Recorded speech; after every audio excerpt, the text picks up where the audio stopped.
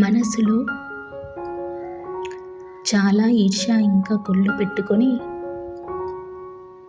పైకి మాత్రం నువ్వు బాగుండాలి అని మనకి నీతులు చెప్పేవాళ్ళు మన చుట్టే ఉంటారు. గుర్తుంచుకోండి, జాగ్రత్తగా ఉండండి. మీరు అనుకున్నది ఏదైనా సరే దాన్ని సాధించేంత వరకు ఎవరితోనూ వాదించకండి. ఎందుకంటే మీరు చెప్పే విలువైన మాటలు కూడా విలువ లేకుండా పోతాయి. మూర్ఖులతో వాదిస్తే మనం కూడా మూర్ఖులమే అవుతాం. గుర్తుంచుకోండి, కొందరు తమ పరిస్థితులకు పౌరుషాన్ని కూడా చంపేసుకొని బ్రతుకుతున్నారు అంటే చేతకాని వాళ్ళు అని అనుకోవద్దు. ఒకవేళ వాళ్ళు మిమ్మల్ని ఎదిరించాలి అంటే క్షణం పట్టదు. అయినా కూడా వాళ్ళు ఆగి ఉన్నారు అంటే గొడవల కన్నా కూడా విలువైనది వారికి ఇంకా ఏదో ఉంది అని అర్థం. అది ప్రేమ, లేదా బాధ్యత, లేదా బంధం, లేదా జ్ఞానమై ఉండొచ్చు. అంతేకాని చేతకానితనం కాదు. వారిని ఎప్పుడూ కూడా తక్కువ అంచనా వేసి మీరు మిమ్మల్ని మరీ ఎక్కువ అంచనాలు వేసుకోకండి. గుర్తుంచుకోండి, అవకాశాలు మనకి అవసరమైనప్పుడు మాత్రమే వస్తే కష్టం ఎంత విలువైనదో తెలిసేది కాదేమో. ఎందుకంటే సులువుగా వచ్చేది ఏది కూడా మనకి చులకనగానే కనిపిస్తుంది, కాదంటారా? గుర్తుంచుకోండి, ప్రతి అవకాశాన్ని కూడా ఎవరైతే సద్వినియోగం చేసుకుంటారో వారికే మళ్ళీ అవకాశాలు దొరుకుతూ ఉంటాయి. చిన్నదే కదా అని నిర్లక్ష్యం చేయకండి, కష్టపడండి. ఎందుకంటే జీవితంలో పెద్ద పెద్ద అవకాశాలు ఎప్పుడూ కూడా చిన్నవిగానే మొదలవుతాయి. గుర్తుంచుకోండి, మీరు జీవితంలో ఎప్పుడూ కూడా ఎలా ఎదగాలి అనే సలహాలు వినండి. అంతేకాని ఏదైనా వాడు చెప్పేవి మాత్రం వినకండి. ఎందుకంటే వారు ఎప్పుడూ కూడా స్వార్థంతో చెప్తారు. ఇక మీరు ఆచరించారు అంటే మాత్రం మీ జీవితం అక్కడే ఆగిపోతుంది. కావాలి అంటే ప్రయత్నించి ఇక వారి వల్ల కాక ఓడిపోయిన వారి నుండి మాటలు వినండి. వారిలో ఏ స్వార్థం ఉండదు.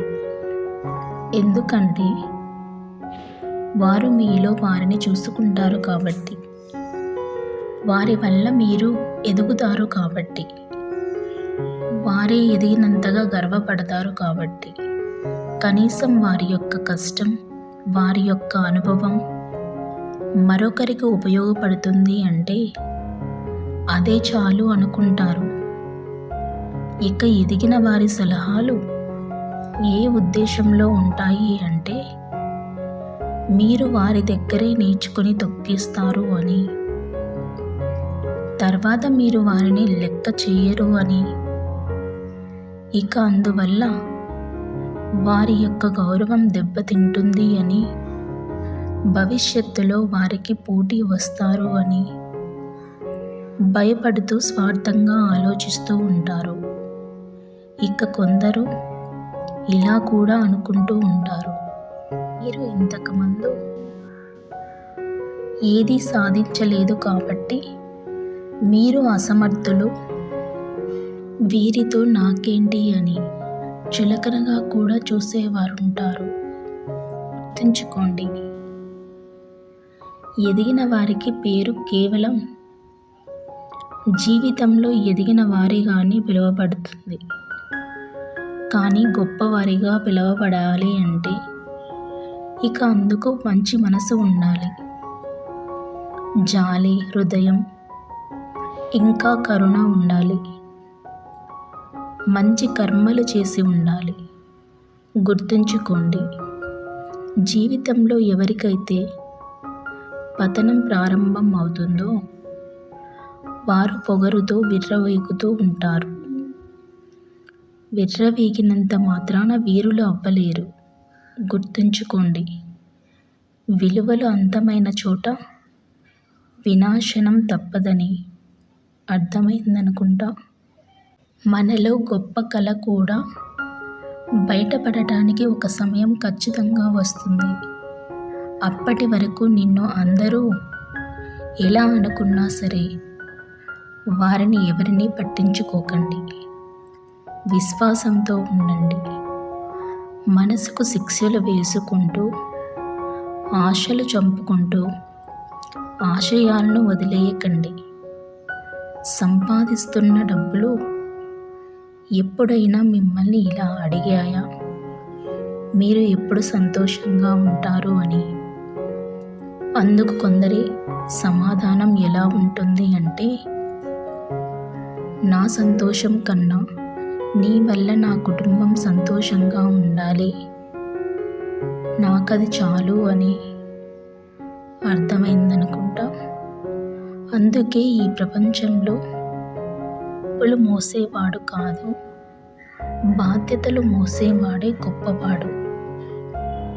గుర్తుంచుకోండి, భ్రమించడం బరువేమీ కాదు, ఇక శ్రమించడం అంత సులువేం కాదు. భ్రమిస్తూ బ్రతికే వారికి అసమర్థులు అంటారు. ఇక శ్రమిస్తూ బ్రతికే వారిని అసాధ్యులు అంటారు. గుర్తుంచుకోండి, కూర్చొని ఎవరైనా ఆలోచిస్తారు, కానీ వాటిని ఎప్పుడైతే మనం ఆచరణలో పెడతామో అప్పుడే మనకి విలువ ఉండేది.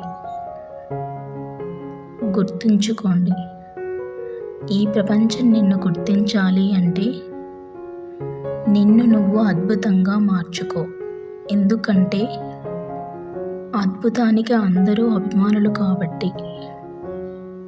గుర్తుంచుకోండి, స్థితిగతి మారుతుంది అంటే తెగించడానికి ఎప్పుడూ కూడా వెనకడుగు వేయకూడదు.